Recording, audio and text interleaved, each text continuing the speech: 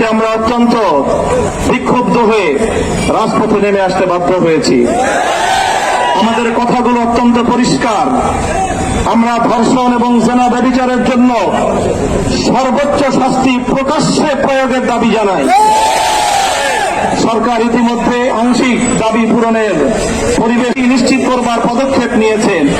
আমাদের দাবি পরিষ্কার, সেই শাস্তি জনসম্মুখে প্রকাশ্যে প্রয়োগের ব্যবস্থা করতে হবে।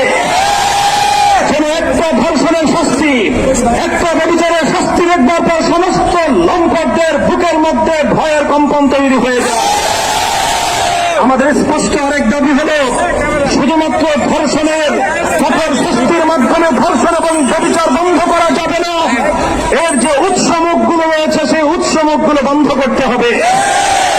নারীকে অশ্লীলভাবে উপস্থাপন করবার সমস্ত পদক্ষেপ বন্ধ করতে হবে।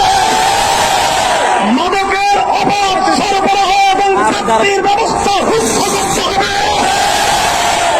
নারীকে যারা অশ্লীলভাবে উপস্থাপন করছে, সিনেমার বিলবোর্ড, বিভিন্ন চলচ্চিত্রের পর্দা, নাটক এবং টেলিভিশনের পর্দার মাধ্যমে যারা নারীকে ভোগ্য পণ্য হিসেবে, ব্যবসার পণ্য হিসেবে উপস্থাপন করছে, তারা মাতৃজাতির কলঙ্ক করছে।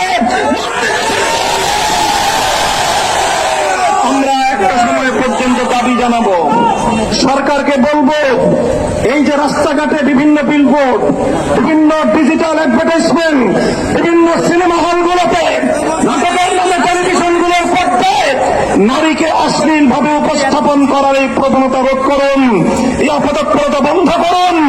একটা সময় পর্যন্ত আমরা দাবি জানাবো। যদি আমাদের শান্ত আন্দোলনের ভাষা বুঝতে সরকার ব্যর্থ হয়, তাহলে তাওহীদি জনতা এই অশ্লীলতার আশ্রয়গুলোকে নিজেদের হাতে আমরা ভেঙে খান।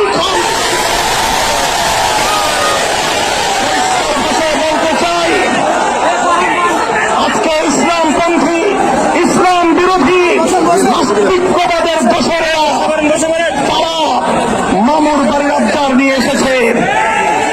ওরা ধর্ষণ বন্ধ করতে চায় না। ওরা ধর্ষণ বিরোধী বিভিন্ন সংগ্রাম এবং বিভিন্ন সমাবেশের নামে